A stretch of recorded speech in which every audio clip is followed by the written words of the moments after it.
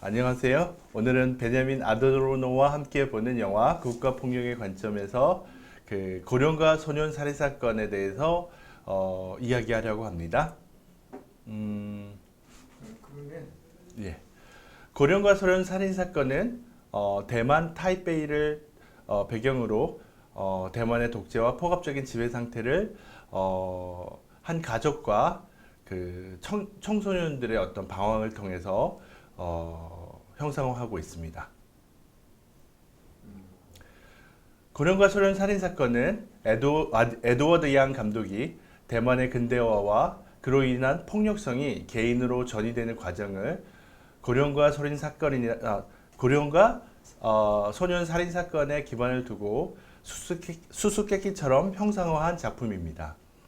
이 영화는 1961년 14살 소년이 살인을 저지르는 순간까지 대만 사회에서 만연한 부조리한 사회 구조와 그로 인한 미시적인 폭력들을 끈질기게 포착하고 있습니다. 영화는 대만의 한 소년이 어떻게 그가 사랑했던 소녀를 살해하게 되는지를 대만 뉴웨이브의 특징인 건조함과 집요함을 통해서 그려내면서 그리고 소년을 둘러싸고 있는 가족, 학교, 친구들, 그리고 영화 제작소를 통해서 사회적 상황을 마치 현미경으로 들여다보듯이 조명하고 있습니다. 바로 이러한 맥락에서 주목한다면 이 영화는 대만 사회의 감정 구조를 형상화한다고 할 수 있을 것입니다. 러닝 타임은 3시간 57분으로 4시간 정도 됩니다. 그래서 영화가 1, 2부로 나눠져 있다고 생각하시면 되고요. 나눠지는 시점은 130분 즈음에서 나눠지게 됩니다. 이 에드워드 양 감독의 고령과 소년 살인 사건은 허샤오시엔 감독의 비정성시, 차이밍 양의 애정만세와 함께 그 대만 뉴웨이브를 대표하는 세 작품 중에 하나라고 할 수 있습니다. 대만 역사상 최초의 미성년 살인 사건에 대한 영화이면서 실제 사건을 배경으로 하고 있지만 각색이 많이 첨가되어 있기 때문에 실제 사건과는 다소 차이가 있습니다. 저는 이 영화에 대해서 프레스코와 비평이라는 어떤 이름을 붙여서 파편적인 어떤 비평의 어떤 방법을 사용해서 논의를 하려고 합니다. 이 추상적인 로그 라인을 말씀드리면 가장 순수한 이가 가장 모호한 이를 죽이는 비극적인 사건이라고 할 수 있습니다. 영화 개요 및 구조 분석은 4시간의 러닝타임, 100명 이상의 출연 배우, 파편적인 서사 구조로 한 번에 이해하기 굉장히 힘든 영화라고 할 수 있습니다. 서사 구조와 테마를 제가 영화를 반복해서 보면서 메모했던 5가지 사항으로 논의하려고 합니다. 예술적 형상화, 뉴웨이브 영화로서의 향연, 두 세대의 실패한 변혁의 시도, 정체성 혼란과 구원의 가능성, 운명적 소득으로서의 손전등. 손전등에 대한 메타적인 분석은 문병호 교수님께서 자세히 해주실 거고요. 제가 여기서 하는 것은 그 메타시네마 개념과 그 미장합임이라는 개념을 가지고 영상학적으로 분석을 하려고 합니다. 이 영화는 사실과 가짜가 섞여서 구분할 수 없는 출구 없는 사회를 그리고 있습니다. 어른들도 패배하고 청년들도 패배하는 그 정치적인 폭력에 의해서 패배하고 세력 간의 폭력에 의해서 패배하는 서로 다른 세대를 그리고 있습니다. 고령과 소년 살인 사건의 배경은 아까도 말씀드렸지만 그 1961년 소년이 저지른 살인 사건을 배경으로 하고 있고요. 대만과 관련된 굉장히 복잡한 사회 구조와 당시 청년들의 어떤 그 정체성 혼란, 깽단에 참여하면서 소속감을 가지는 어떤 그런 부분, 그리고 그 이 영화의 예술적 해석을 어떻게 할 것인가 이런 것들을 기본적으로 생각하시면 될 것 같습니다. 영화의 오프닝 시퀀스는 국어 점수가 너무 안 좋아서 주간반에서 야간반으로 옮겨야겠다는 얘기를 들으면서 시작합니다. 여기서 아버지는 굉장히 당당하고 아들에게 따뜻하게 충고를 하면서 응원해주는 씩씩한 모습을 보여주고 있습니다. 그리고 여름이면 저희도 먹는 팥빙수를 먹고 있죠. 여기서 이 소녀 하나가 나오는데요. 여기 이 가게에서 일하는 주인의 딸인데 지금 앞에 지금 이 사운드는 지금 대학 합격자에 대한 발표가 이루어지고 있고 이 소녀는 앞에 책으로 공부하고 있지만 아직 대학 입학 시험을 보지 못한 그런 어떤 세대의 좌절 같은 것들을 보여주고 있습니다. 그리고 이런 어떤 자막이 등장하는데요. 이 자막에서 이 영화의 배경이 구체적으로 설명되게 됩니다. 이 영화는 나 자신이라는 개인이라는 것을 강조할 때 생기는 문제, 그리고 진짜와 가짜의 문제, 이런 것들이 영화에서 계속 반복해서 병치되면서 등장합니다. 구체적인 영화를 살펴보기 전에 대만의 인구 구조에 대해서 상식적으로 한번 살펴보죠. 왜 제가 상식적으로이라고 말씀을 드리냐면 최근에는 집계를 안 하기 때문에 사실은 이 2000년도까지의 어떤 인구 비율에 관한 얘기라서요. 본성이는 명나라 청나라 시절 중국 대륙에서 섬으로 이주한 한족의 후손을 말합니다. 85% 정도 차지하고 있고요. 외성이는 1945년 일본 패전부터 1949년 국부 천대까지 기간 동안 이주한 한족을 말하고요. 1945년 이전에는 대만의 외성인들이 소수였으며 10만 명이 넘지 않았다고 합니다. 그리고 이 15세기까지는 한족이 없었고요. 대만에는 고산족 원주민이 존재했습니다. 이 세 집단이 다시 또 분화되면서 다양한 집단으로 분화되면서 굉장히 복잡한 대만의 문제들을 야기하게 됩니다. 첫 번째 자막은 1949년 수백만 중국인들이 대만으로 피난했다. 국민당 정부가 내전에서 공산당 세력에게 패한 것이다. 이 험한 시기에 자라난 아이들에게는 부모 세대의 불안감이 그대로 반영되어 있다. 라는 어떤 내용의 자막이 영화 전체를 설명하게 됩니다. 세대 전이적 트라우마라고 할 수 있습니다. 그리고 곧 이어지는 장면은요. 되게 아이러니하게도 이 영화에서의 설정은 학교 바로 옆에 영화 제작소가 있습니다. 그래서 어떻게 보면은 사회에 필요한 지식을 배우는 학교와 판타지, 환상의 세계인 영화 제작소가 병치되어 있습니다. 실제로 장소적으로 병치되어 있고 답만 나오면 이 영화 제작소에 몰래 들어갈 수 있어서 두 명의 주요 인물들이 천장에 있는 구조물에 매달려서 밑에 영화 제작소에서 촬영하는 장면을 훔쳐보다가 들통이 나게 됩니다. 책을 떨어뜨리면서요. 그래서 관리인이 뛰어와서 손전등을 비추게 됩니다. 오프닝 시퀀스는 조금 이따가 다시 좀 더 구체적으로 보면서 손전등과 관련된 얘기들을 하고요.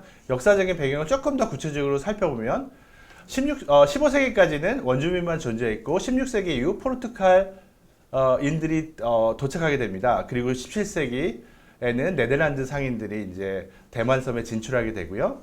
그 이후에 명나라 명나라가 망한 이후에 명나라 장수들이 그쪽으로 오면서 대만에 왕국을 차립니다. 그리고 청나라에 의해서 또 진압되고 18세기, 19세기는 청나라에 의해 통치가 됩니다. 그리고 청일전쟁 이후에 50년 동안 일본에 의해 통치가 됩니다. 그리고 나서 일본이 물러난 이후에 중화민국에 의해서 통치가 됩니다. 그래서 대만은 사실은 한국보다 훨씬 더 복잡한 그 구조를 갖고 있습니다. 그리고 그 동남아시아와 동북아시아의 특징을 다 갖고 있어요. 그리고 인종도 섞여 있습니다. 그런데 이게 전체적으로 이 영화에서 나오는 주요한 여성 캐릭터들은 대부분 남방계의 어떤 외모와 특징들을 가지고 있습니다. 참고하시기 바랍니다. 그래서 대만의 역사는 이렇게 복잡하고 식민지 역사도 복잡한데 그 식민지 역사로 인해서 그 인종의 구분도 복잡해집니다. 그리고 이건 최근에 중국의 진주 목걸이 전략을 한번 보여드리고자 합니다. 중국이 해안선을 어떻게 장악하고 있는지, 그리고 그것들이 일대일로와 어떻게 연결되는지 참고할 필요가 있습니다. 그리고 미국이 어떻게 중국의 해안선을 제어하려고 하는지, 도련선 전략이라는 게 있는데요. 중국은 도련선 전략을 더 반대로 확장해 가려고 합니다. 그리고 옆에 그림을 보시면은 한국과 일본으로 오는, 그리고 중국 동쪽으로 오는 어떤 무역선의 어떤 항로가 보이는데요. 여기 말레이시아와 이 부분은 싱가포르가 존재합니다. 그리고 이 부분에는 홍콩이 존재하고요. 이 부분에는 타이완이라고도 하고 대만이라고도 하는데, 아무튼 대만이 존재하고요.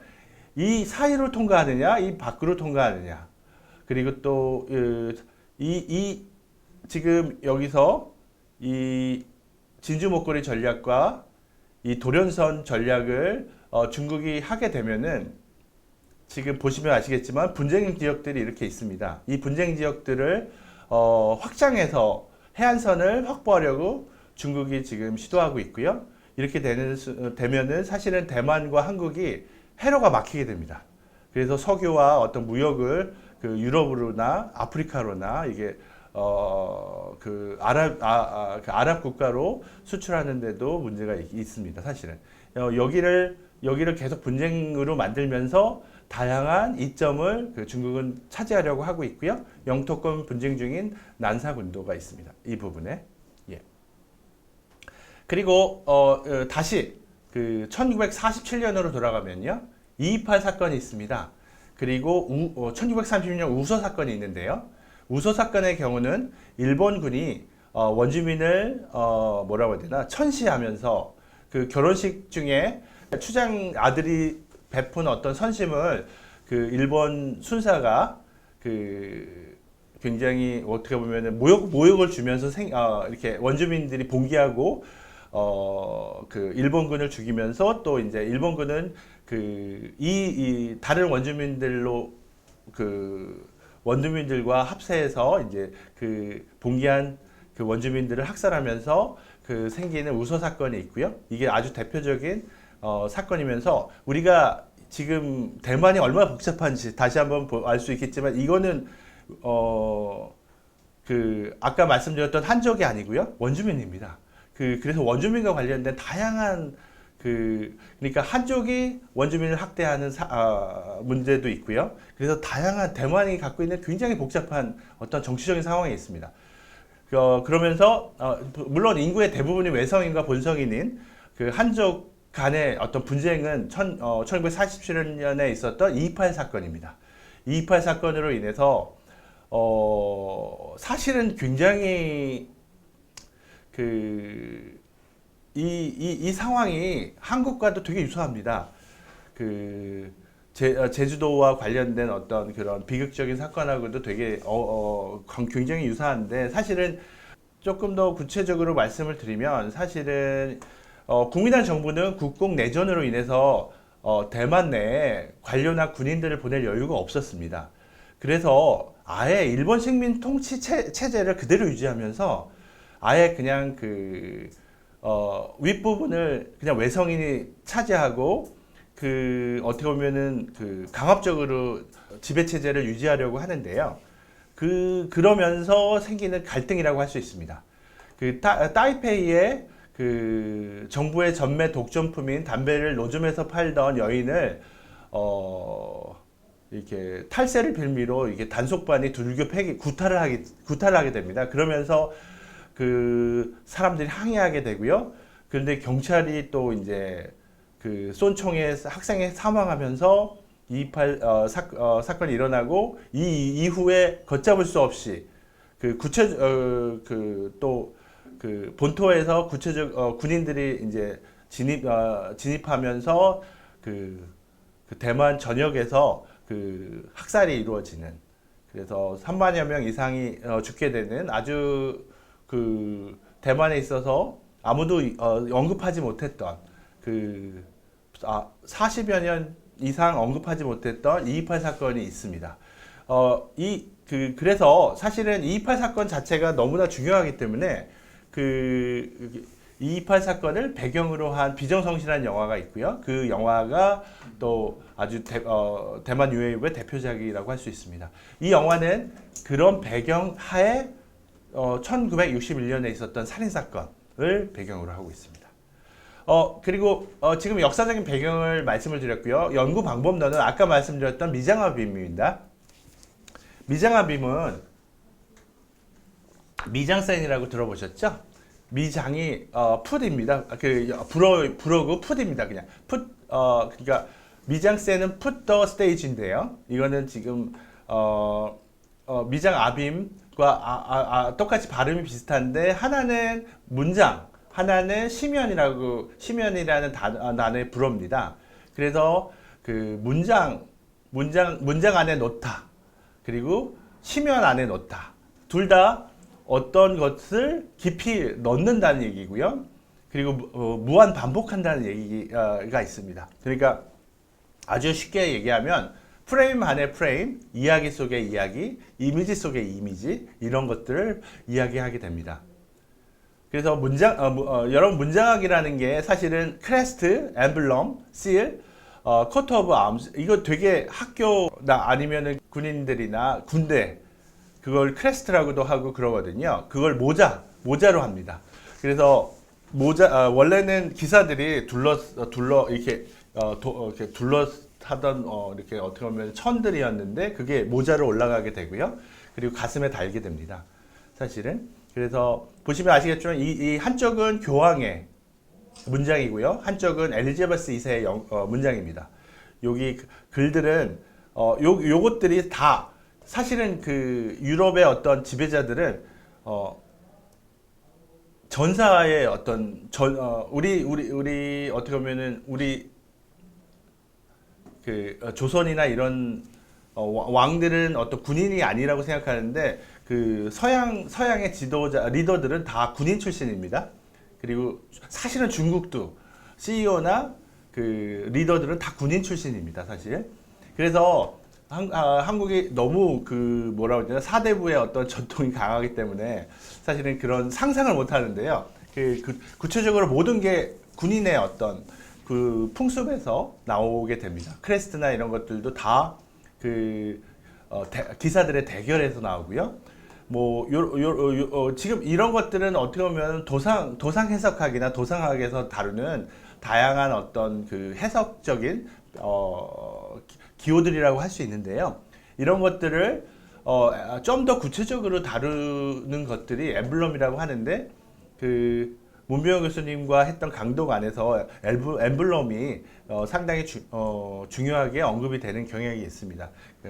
나중에 책에서 보시면은 여러 가지 언급이 있을 겁니다.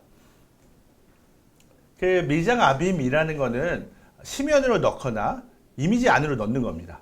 지금 이 아주 유명한 결혼식 초상화인데요. 요 뒤에 거울에 이 두 사람을 집어넣습니다. 그래서 또 저쪽의 시선으로 다시 쳐다보면 이게 무한 반복되는 어떤 경향을 갖게 됩니다. 그래서 미장아빔이 어떻게 보면은 그 예술에서는 가장 중요한 듀얼 마이크 시퀀스 포토그래피라고 하는데요. 지금 보시면 아시겠지만 지금 다 연속으로 요새는 광고에 많이 사용되는데요. 자세히 확장해 가면은 요 위에 이미지가 사실은 책 안에 있고 또 확장해 가면은 그 이미지를 보고 있는 사람의 그림이 여기에 있고 그걸 또 확장해 가면은 여기에 달려 있는 그림이 됩니다. 그래서 무한 반복되는 어떤 그런 것이 되고요. 미장아빔은 이렇게 낯설게 반복하기, 유사성의 반복, 실제와 가상의 개념이 확정적이지 않은 것. 보시면 아시겠지만 이게 진짜인 줄 알았는데 가짜가 됩니다. 이게 진짜인 줄 알았는데 또 가짜가 됩니다. 이게 진짜인 줄 알았는데 또 가짜가 됩니다. 그러면서 계속 미끄러집니다. 의미가 미끄러지는 어떤 그런 것들을 미장아빔이 표현하는데 굉장히 효과적이고 이런 자기 반영성과 자기 성찰성을 가지고 있기 때문에 새롭게 낯설게 반복해서 그 차이와 유사성을 이해하는데 효과적이기 때문에 예술의 어떤 예술에서 구체적인 방법을 사용하게 됩니다. 보시면 아시겠지만 지금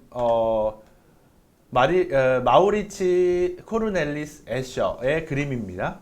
다 어떤 굴절이 있는데요. 이 굴절은 공간 뒤틀기인데 이런 건 인셉션, 닥터 스트레인지, 오징어 게임 등에서 나오고요. 지금 나오는 3채, 최근에 OTT에서 방영되고 있는 3채, 쓰리바디 프로블럼에서도 구체적으로 등장하게 됩니다.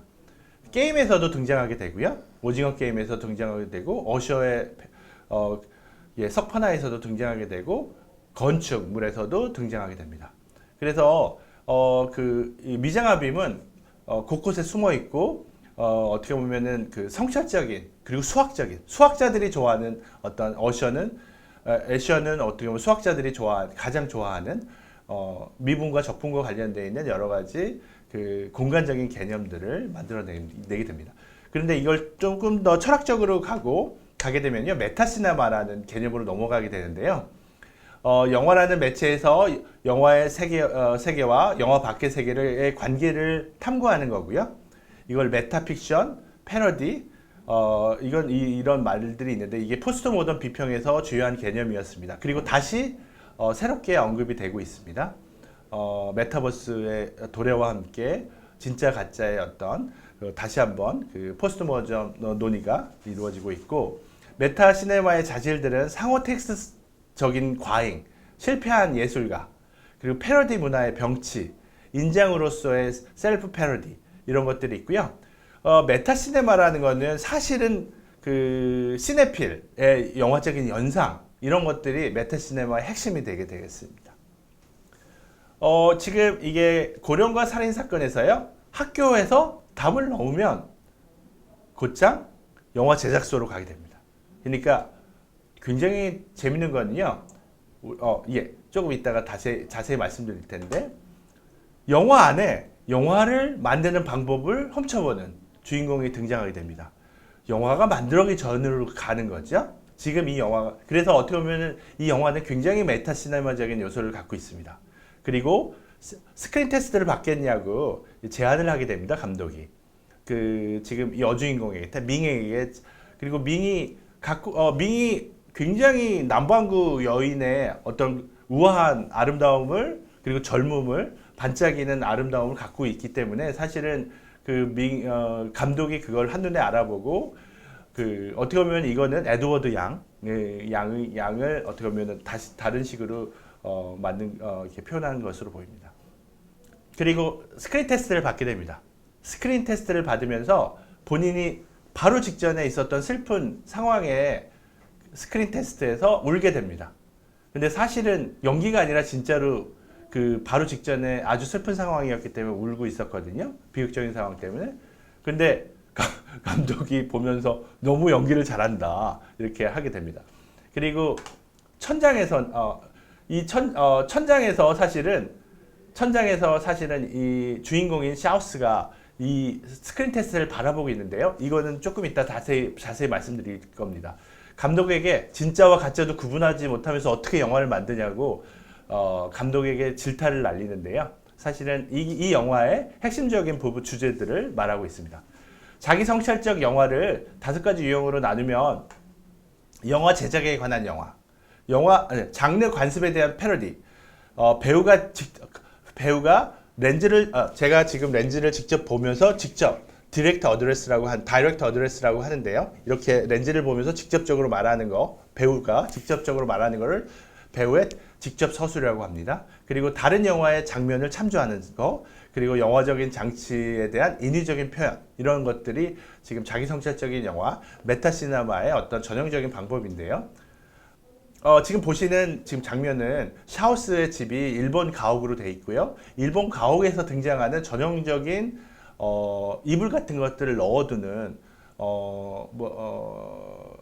곳인데 거기에 들어가서 잠을 잡니다. 그리고 영화 제작소에서 훔쳐온 손전등을 통해서 책 같은 걸 읽고요.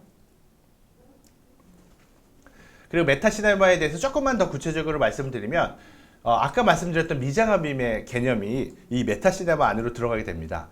그러니까 메타시네마가 조금 더 큰 개념이라고 할 수 있고요. 그 미장아빔이 들어가게 되고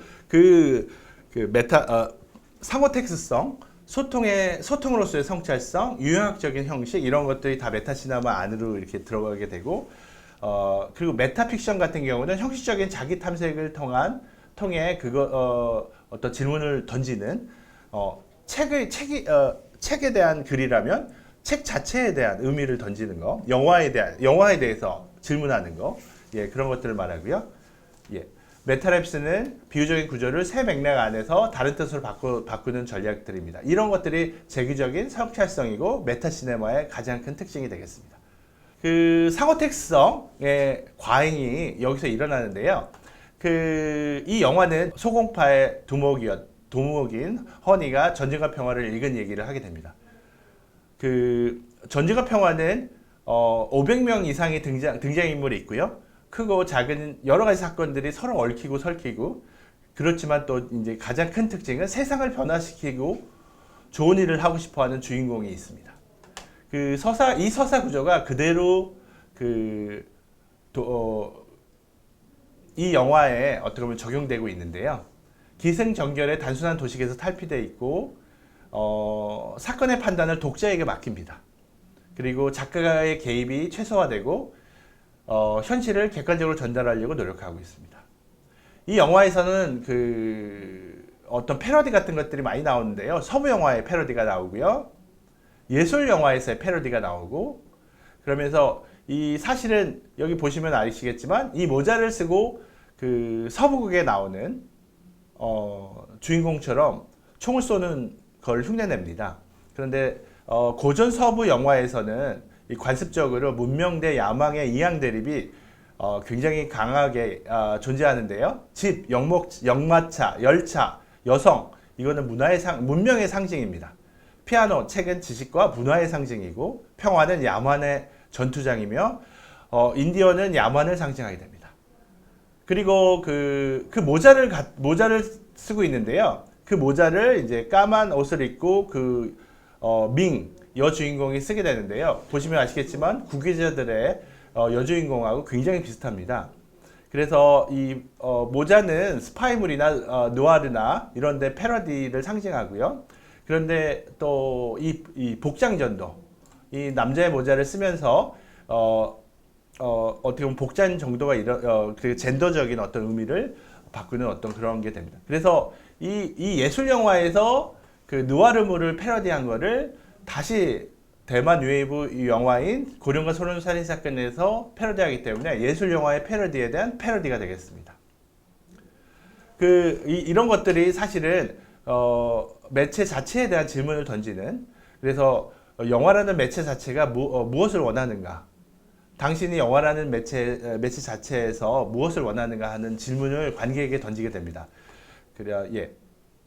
근데 굉장히 재밌는 거는 관객은 계속 보이지 않는 채로 남아있다는 겁니다.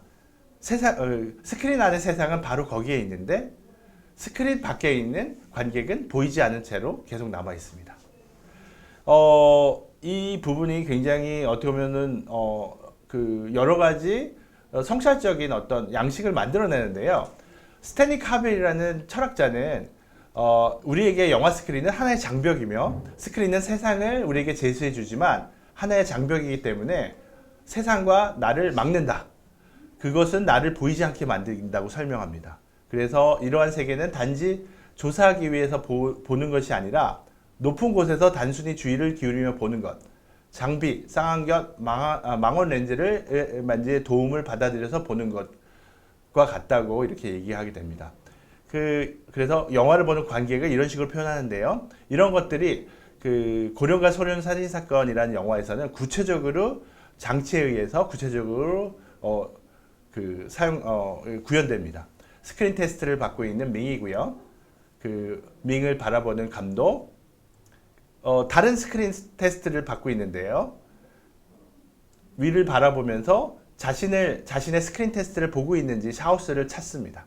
샤우스는 몰래 들어와서 그 천장에 있는 구조물에 매달려서 밍을 바라보면서 어떻게 스크린 테스트가 진행되는지 보고 있습니다.